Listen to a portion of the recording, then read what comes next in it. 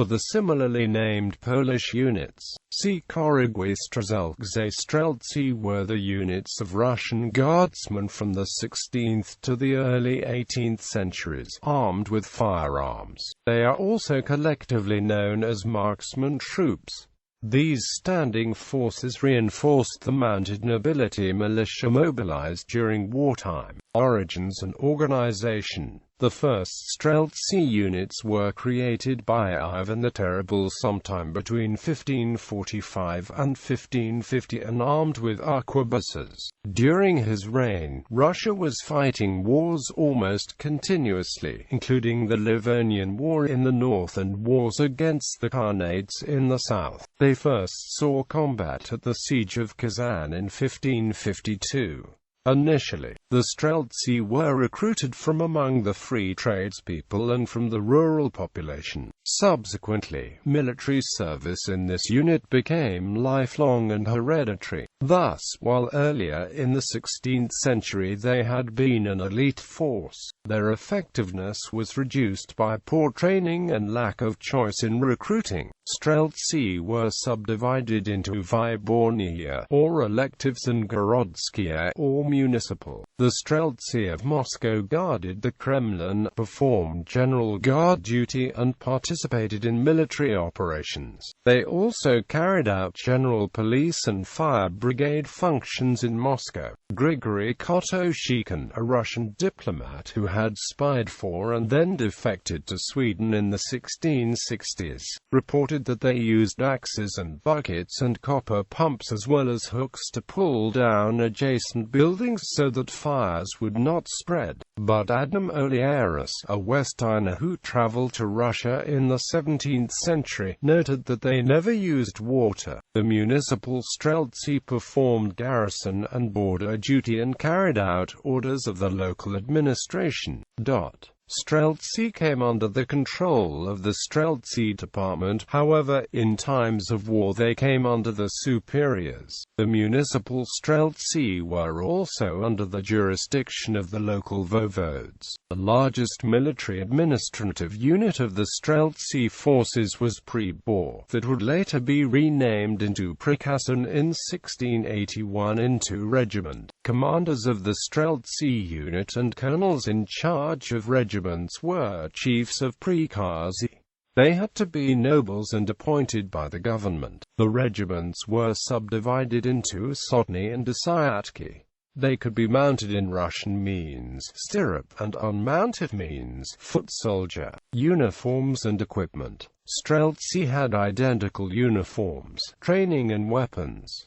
Uniforms consisted of red, blue or green coats with orange boots. The primary weapon was an arquebus, a musket, and they carried poleaxes or bardishes, and sabers for defense. Some units used pikes. The longer weapons were also used to support the arquebus or musket while firing. Service conditions. The Muscovite government was chronically short of cash and so did not often pay the Streltsy well. While entitled to an estimated 4 rubles a year in the 1550s, they were often allowed to farm or trade in order to supplement their incomes. This reduced their combat effectiveness and often the desire to go on campaigns. Streltsy and the families lived in their own neighborhoods or districts, settlements, and received money and bread from the state treasury. In certain locations, Streltsy were granted strips of land instead of money. The Streltsy settlement in Moscow was located near where the main campus of Moscow State University now stands.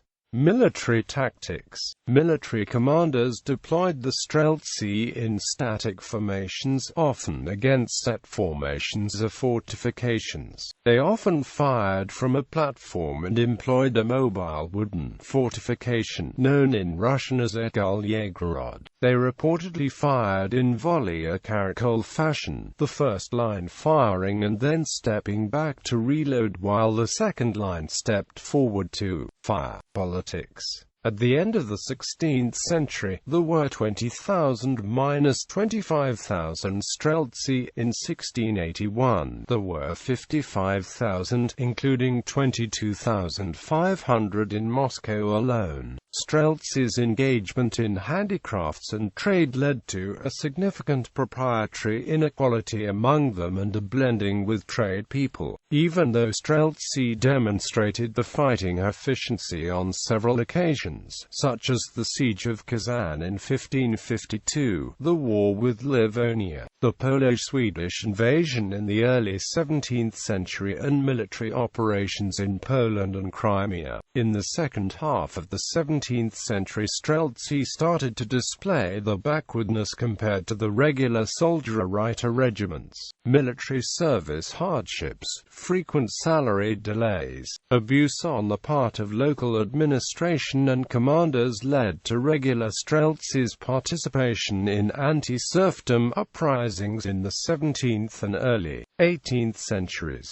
such as the Peasant Wars in the beginning of the 17th century and in 1670 to 1671 urban uprisings. At the same time, those streltsy who had been on top of the hierarchy enjoyed their social status and, therefore, tried to hold back the regular streltsy forces and keep them on the government's side. In the late 17th century, the streltsy of Moscow began to actively participate in a struggle for power between different government groups, supporting the old believers and showing hostility towards any foreign innovations. The streltsy became something of a Praetorian element in Muscovite politics in the late 17th century. In 1682 they attempted to prevent Peter the Great from coming to the throne in favor of his half-brother Ivan. Disbandment. After the fall of Sophia Alexeyevna in 1689, the government of Peter the Great engaged in a process of gradual limitation of the streltsy's military and political influence. 8 Moscow regiments were removed from the city and transferred to Belgorod,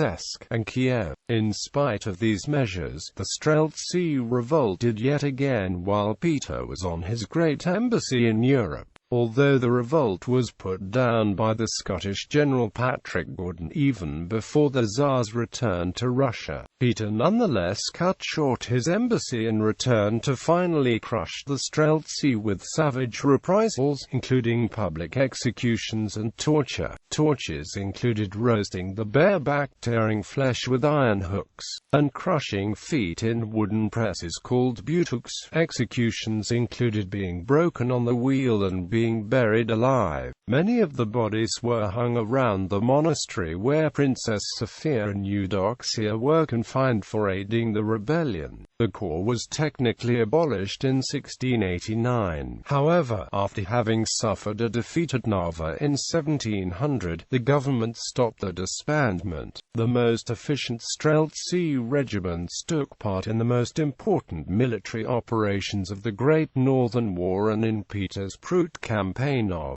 1711. Gradually, streltsy were incorporated into the regular army. At the same time, they started to disband the municipal streltsy. Liquidation of most streltsy units was finally finished in the 1720s. However, the municipal streltsy were kept in some cities until the late 18th century. The Preobrazhensky and Semenovsky regiments of Imperial Guards replaced the streltsy and the Rindy as the Tsar's bodyguards.